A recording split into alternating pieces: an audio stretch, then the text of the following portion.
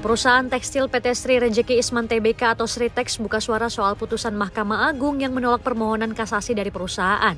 Sebelumnya, Sritex mengajukan kasasi atas putusan pilot dari Pengadilan Negeri Semarang. Direktur Utama Sritex Iwan Kurniawan Lukminto mengatakan pihaknya menghormati putusan MA, namun Sritex memutuskan untuk mengajukan peninjauan kembali atau PK. Iwan juga menegaskan bahwa berupaya semaksimal mungkin agar mempertahankan usahanya dan tidak melakukan pemutusan hubungan kerja.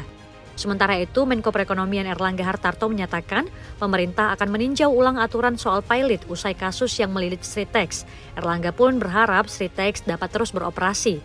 Erlangga menambahkan pihaknya telah berkoordinasi dengan Direktorat Jenderal Bea Cukai agar kegiatan ekspor-impor Sritex tetap bisa berjalan.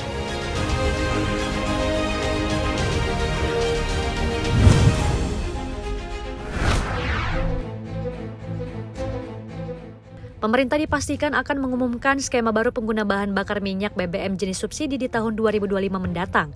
Skema itu baik pengetatan pengguna maupun pemberian bantuan langsung tunai atau BLT tepat sasaran. Menteri SDM Bahlil Lahadalia menyebutkan saat ini progres dari skema baru itu sudah mencapai 99%.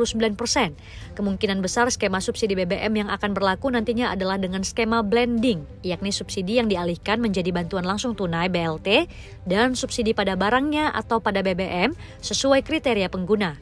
Adapun sebagai acuan, pemerintah akan menggunakan data Badan Pusat Statistik BPS sebagai penerima BLT. Sebelumnya Bahlil menerangkan bahwa untuk kriteria yang masuk ke dalam penerima BBM subsidi diantaranya adalah usaha mikro, kecil dan menengah UMKM. Namun demikian atas pemberian BBM subsidi itu, UMKM tidak akan menerima BLT dari pemerintah. Kemudian Bahlil menegaskan untuk kendaraan yang berhak menerima BBM subsidi yakni kendaraan yang memakai plat kuning yakni transportasi umum. Tapi memang dia mengakui masih ada dinamika terkait ojek online karena berplat hitam.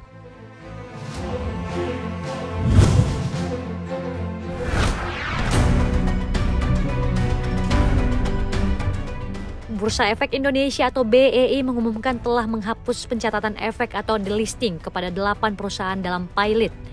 Di antara 8 saham tersebut ada emiten properti milik terpidana kasus Jiwasraya Asabri, Beni Cokro Saputra atau Bencok, PT Hansen International Tbk yang telah disuspensi lebih dari 4 tahun. Perusahaan tersebut telah dinyatakan pilot atas penundaan kewajiban pembayaran utang di PN Jakarta Pusat.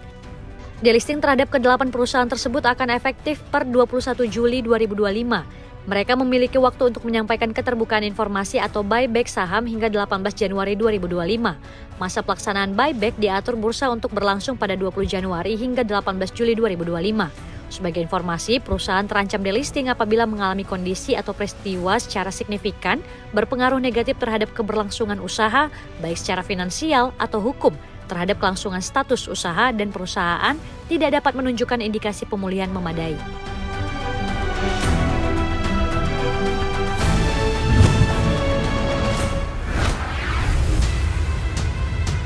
Negosiasi antara Volkswagen dan serikat pekerja terbesar di Jerman IG Metall mengenai upah dan keamanan pekerjaan berada di ujung tanduk. Setelah 60 jam pembicaraan intensif yang dimulai sejak Senin lalu, kedua belah pihak masih berbeda pendapat di banyak area krusial, dengan ancaman pemogokan skala besar menggantung di awal tahun depan. IG Metall menuduh Volkswagen menunda keputusan penting yang bisa membawa kesepakatan lebih dekat. Namun produsen mobil terbesar di Eropa itu menyebut diskusi kedua belah pihak kompleks dan menolak mengomentari kritik serikat pekerja. Adapun negosiasi yang dimulai sejak September ini fokus pada langkah-langkah pemotongan biaya termasuk upah, kapasitas produksi dan masa depan pabrik Volkswagen di Jerman. Perusahaan mencari cara untuk menghemat sekitar 4 miliar euro di tengah permintaan yang melemah di Eropa. Salah satu skenario yang dipertimbangkan adalah pengurangan kapasitas, alih-alih menutup pabrik sepenuhnya, namun ada opsi lain termasuk memindahkan produksi model Golf dari pabrik utama di Wolfsburg ke Meksiko. IG Metall bersikeras menolak penutupan pabrik dan terus mendesak perlindungan pekerjaan hingga 2030.